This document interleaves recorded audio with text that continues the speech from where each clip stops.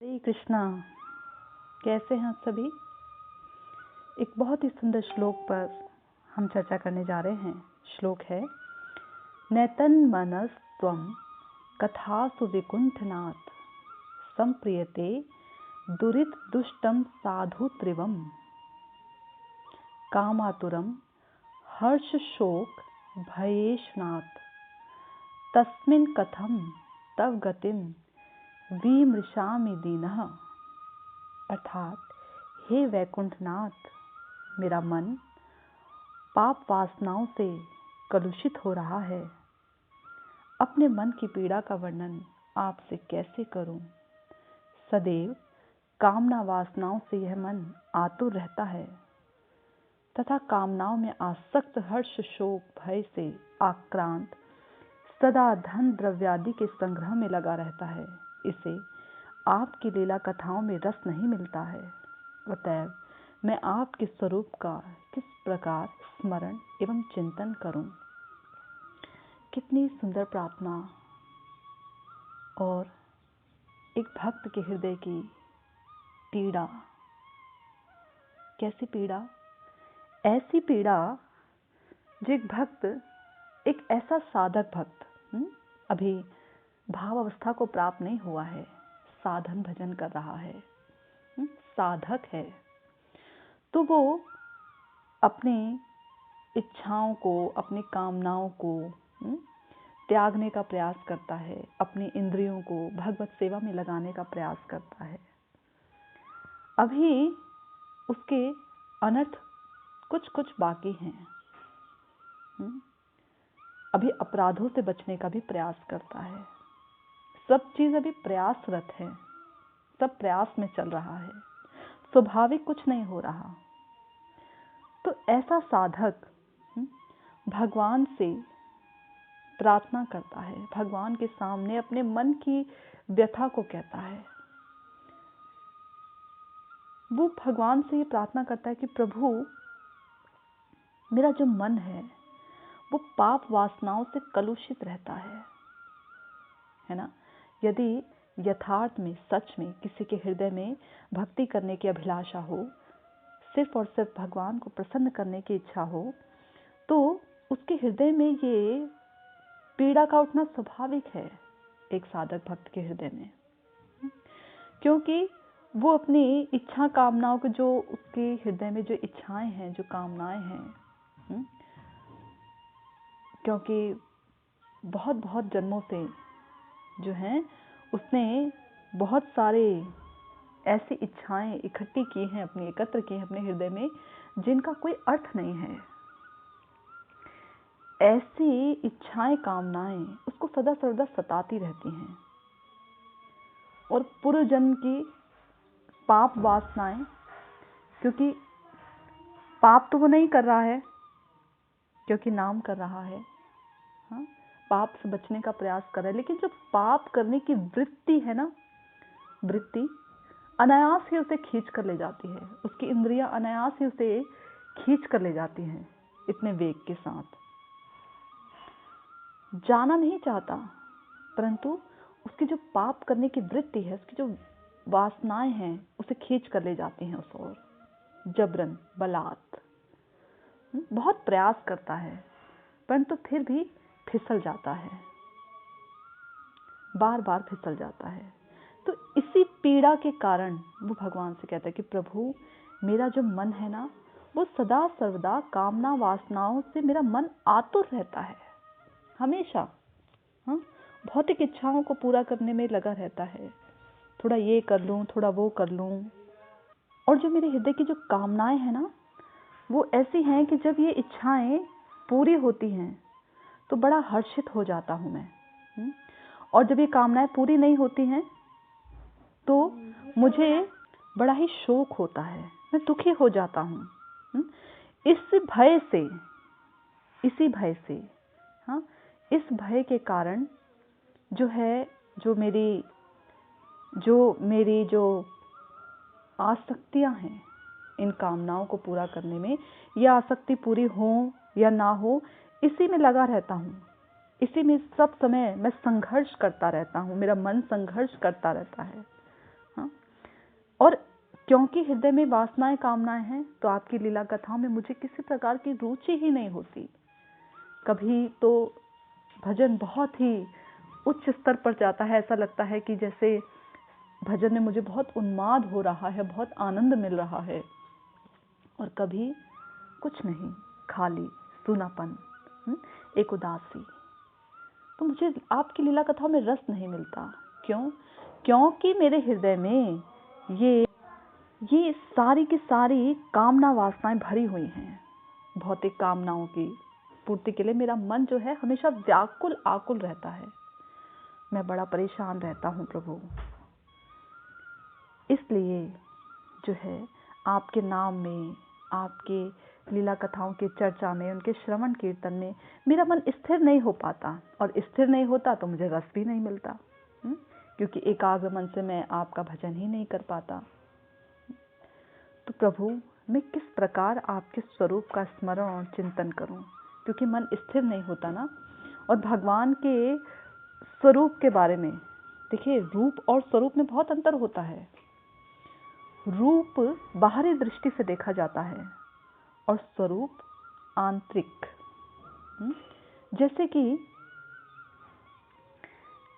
कोई एक परिवार लड़की देखने के लिए, शादी ब्याह में लड़कियां देखने जाते हैं ना, तो लड़की देखने, विवाह के उद्देश्य से लड़की देखने जाता है। जब वो लड़की देखने जाता है तो बाहर से उसके जो परिवार वाले हैं, माता पिता, सगे संबंधी सभी देखने जाते हैं।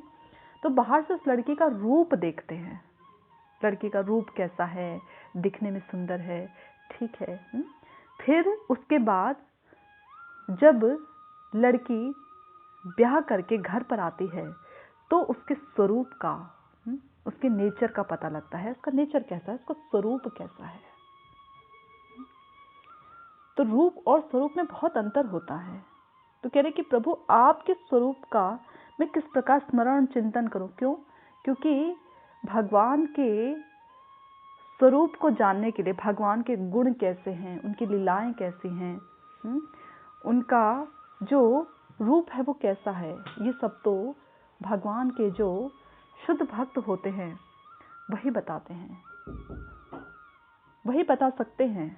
और अन्य कोई नहीं बता सकता। चाहे कितना भी पांडित्य हम ग्रहण कर लें, ग्रंथों को पढ़कर, सुनकर, कितना भी हम पांडित्य इकट्ठा कर लें, ज्ञान एकत्र कर लें, परंतु वो अनुभूति नहीं आती। वह अनुभूति तो मात्र केवल भक्तों के संग से ही आती है और किसी तरह से नहीं आती।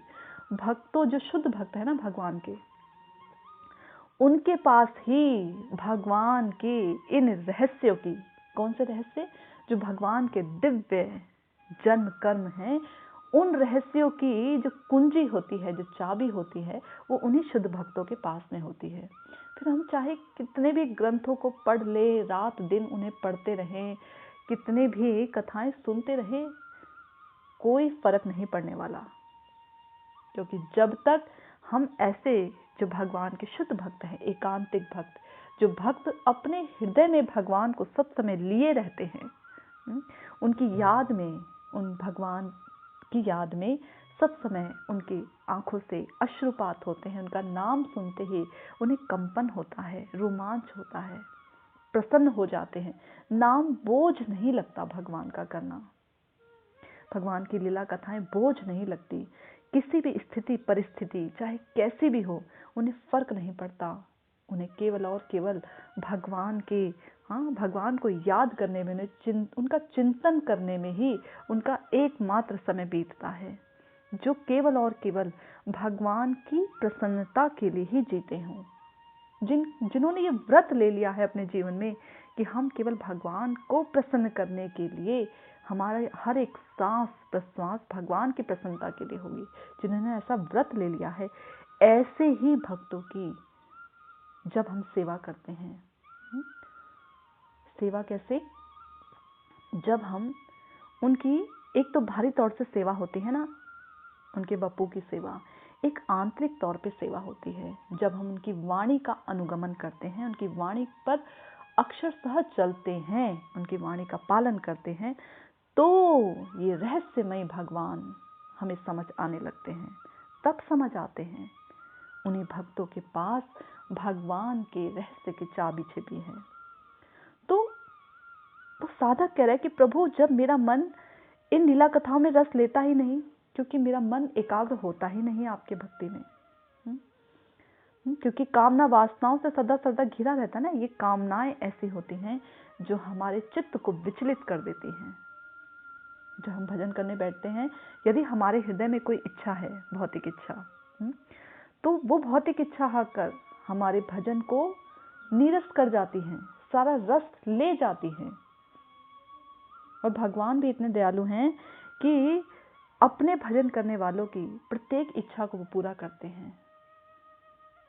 प्रत्येक इच्छा को उनको धर्म, अर्थ, काम, मोक्ष सब प्रदान करते हैं। सिर्फ एक चीज देने से भगवान कतराते हैं, वो है भगवान का उनका प्रेम। अपना प्रेम देने से कतराते हैं, क्योंकि ऐसे प्रेम के वशीभूत होना पड़ेगा ना भगवान को। इसलिए भगवान ऐसे प्रेम को देने से कतराते हैं। परंतु भगवान के जो शुद्ध भक्त होते हैं ना, वो अपने हृदय में भगवान को लिए डोलते हैं। कहते हैं, भगवान स्वयं कहते हैं कि जो एक भक्त कहता है कि तुम्हारा हृदय सदा गोविंद विश्राम, गोविंद कहेन मम वैष्णव पराण। ये वैष्णव मेरे प्राण हैं। अहम भक्त पराधीन हूँ, मैं भक्तों के पराधीन रहता हूँ। क्या करूं, मैं स्वतंत्र होकर भी स्वतंत्र नहीं रहता। भक्त वात्सल्य के गुण से मैं बंध जाता हूँ। ये भगवान का सर्वोच्च गुण है, भक्त वात्सल्यता का गुण। इसी भक्त वात्सल्य में भगवान वशीभूत हो जाते हैं अपने भक्तों के। और फिर क्या करते हैं, फिर ऐसे व्यक्ति को, ऐसे जो व्यक्ति जिसने शुद्ध भक्त के चरण कमल पकड़ रखे हो ना, तो भगवान को उस व्यक्ति पर भी कृपा करनी ही पड़ती है, क्योंकि उसने भगवान के ऐसे प्रिय भक्त के चरण कमलों को धारण किया हुआ है, उनकी वाणी को धारण किया हुआ है अपने जीवन में। तो ना चाहते हुए भगवान अगर ना भी चाहें तो भी भगवान को ऐसे व्यक्ति पर कृपा करनी ही पड़ती है, करनी ही पड़ती है। वशीभूत है ना भगवान अपने भक्तों के, वशीभूत हैं। जब गजेंद्र जो था, हाँ, आपने कथा सुनी होगी बहुत बार। गजेंद्र जब पानी में, सरोवर में, उसे एक मगरमच्छ ने, ग्राह ने पकड़ लिया था उसके पैरों को, तो भगवान जब उसका उद्धार करने के लिए आए थे ना, तो भगवान ने सबसे पहले गजेंद्र को नहीं छुड़ाया कि गजेंद्र को छुड़ा दे। भगवान के लिए क्या कुछ भी नामुमकिन नहीं है ना। तो भगवान चाहते तो ग्राह को थोड़ा साइड हटाकर गजेंद्र को निकाल सकते थे, पर ऐसा नहीं किया। भगवान ने अपने चक्र से ग्राह की गर्दन काट दी, ग्राह को मारा पहले। और भगवान के हाथों से जो व्यक्ति मृत्यु को प्राप्त होता है, उसे तो जो है मुक्ति प्राप्त होती ही होती है, इसमें कोई संशय नहीं है। भगवान परम मंगलकारी हैं। भगवान का स्पर्श, उन्हें देखना, उनका नाम, उनका रूप, गुण, लीलाएं, सब कुछ परम मंगलकारी है, सब कुछ। इसलिए कोई अनायास ही, ऐसे भी, हाँ, हास परिहास में भी यदि भगवान का नाम लेता है, उनकी लीला कथाओं को सुनता है, उनकी किसी शुद्ध भक्त का दर्शन भी कर लेता है ना, शुद्ध भक्त का दर्शन मात्र ना पता होने पर भी, तो भी उसकी अनेक अनेक जन्मों की भक्ति में सुकृतियां इकट्ठी हो जाती हैं। तो इसलिए जो ये साधक हैं, ये भगवान से प्रार्थना करते हैं, अपने मन की व्यथा को, अपने मन की पीड़ा को भगवान के सामने रखते हैं। ये साधक ऐसा साधक है, पता है कैसा साधक है? ये ऐसा साधक है जिसे अब भगवान के प्रेम के अलावा, भगवान की भक्ति के अलावा और कुछ नहीं चाहिए। उसके हृदय में कोई कामना वासना नहीं है, नहीं है, इसीलिए वो परेशान है। इसलिए उसको नजर आ रही हैं अपनी छुपी हुई जो छोटी मोटी चिंगारियां जैसी कामनाएं हैं, वो नजर आ रही हैं। इसलिए वो बड़ा ही अपने आप को जो है सुनीच समझ रहा है, बड़ा दीन, उसके हृदय में दीनता आ रही है, भगवान का भजन कर रहा है। यदि हम भक्ति करते हैं और यदि हमारे हृदय में दीनता नहीं आती, दैन्यता नहीं आती, भगवान के लिए किसी प्रकार का कोई ममत्व तो जागृत नहीं होता, तो समझ लीजिए भक्ति में कुछ कमी है, भी कहीं ना कहीं गड़बड़ चल रही है। क्योंकि भक्ति करें और हृदय में दैन्यता ना आए, भगवान के प्रति ममत्व ना आए, ऐसा हो नहीं सकता। तो इसी के साथ